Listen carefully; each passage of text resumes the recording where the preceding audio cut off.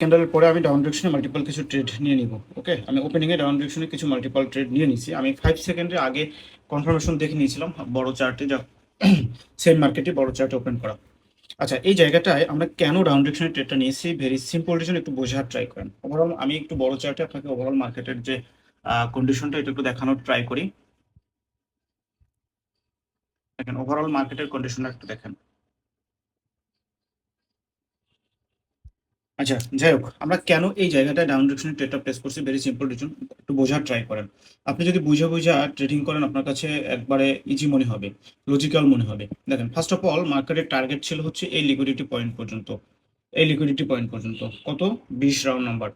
Market কিন্তু এই পর্যন্ত আসছে, আসার পরে কি করছে দেখেন, এই জায়গায় আমাদের 1 মিনিটের একটা ব্রেকআউটের কনফার্মেশন আছে। দ্বিতীয়ত আমাদের হচ্ছে এখানে M4 করে ফেলছে। তো M4 দিয়ে যদি হচ্ছে একই সাথে ব্রেকআউট করে, সেক্ষেত্রে ওইটার একুরেসি কিন্তু হিউজ পরিমাণ, যেটা আপনি আসলে আমি বললে আপনি কি বুঝবেন না। আমার স্টুডেন্ট যারা আছে তারা ইজিলি এটা বুঝতে পারছে, ক্যাচ করতে পারছে। আমাদের প্রত্যেকটা ট্রেড প্রফিট হয়ে গেছে। আমি অ্যাগেন এক্সপ্লেন করতেছি কেন আমরা হচ্ছে এই ক্যান্ডেলে ডাউন ডিরেকশন ট্রেডটা প্লেস করলাম। ফার্স্ট অফ অল, আমাদের ওভারঅল মার্কেটের স্ট্রাকচারটা ডাউনের স্ট্রাকচার, এবং এই যে স্ট্রাকচারটা হচ্ছে আমাদের ডাউনের স্ট্রাকচার, এবং এইটা হচ্ছে একটা বুস্টিং চার্ট। বুস্টিং চার্টে অলওয়েজ আপনি কন্টিনিউশন করবেন বুস্টিং এর আগে, মানে বুস্টিং এর ডিরেকশনে। বুস্টিং কোথায়? বুস্টিং ডাউন ডিরেকশনে। Okay, fine.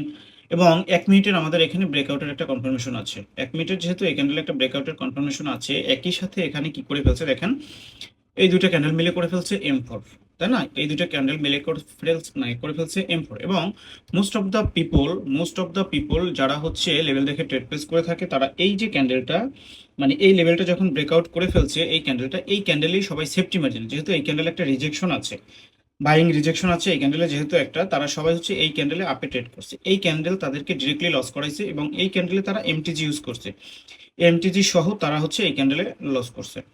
তো ভাই, সিরিয়াসলি বলতেছি, সাপোর্ট রেজিস্ট্যান্স এখন আসলে ওইভাবে মানে প্রপারলি ওয়ার্ক করে না। আপনি আধা ঘন্টা 40 মিনিট বসে থাকবেন সাপোর্ট রেজিস্ট্যান্সে ট্রেড করার জন্য, তাও দেখবেন দিন শেষে গিয়ে আপনাকে হচ্ছে লস করে দিছে, ট্র্যাপ করে দিছে।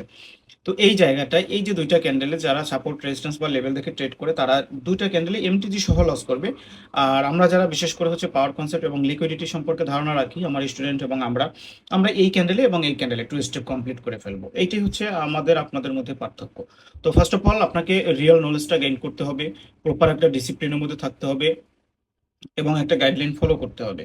যতক্ষণ পর্যন্ত আপনি এটা ফলো করতে পারবেন না, স্টিল নাও আপনি এখানে লুজার থাকবেন। সো আমি আপনাদেরকে রিকোয়েস্ট করবো, আপনারা যেহেতু বাইনারি ট্রেডিং বলেন বা ওয়ার্ল্ডের যে কোনো ট্রেডিং বলেন, প্রত্যেকটা trading form, risky platform, must be আপনাকে একটা রুলস গাইডলাইন ফলো করতেই হবে। ওকে, আর আপনারা হচ্ছে নতুন নতুন ভিডিও পেতে বা নলেজেবল ভিডিও পেতে এই আইডিটাকে ফলো দিয়ে রাখবেন, এবং প্রত্যেকটা ভিডিওতে কমেন্ট করবেন। আপনাদের কমেন্ট আমাকে ইন্সপায়ার করবে আপনাদেরকে ইন ফিউচারে বেটার কিছু দেওয়ার জন্য। ওকে, আল্লাহ হাফেজ, ভালো থাকবেন সবাই, সুস্থ থাকবেন।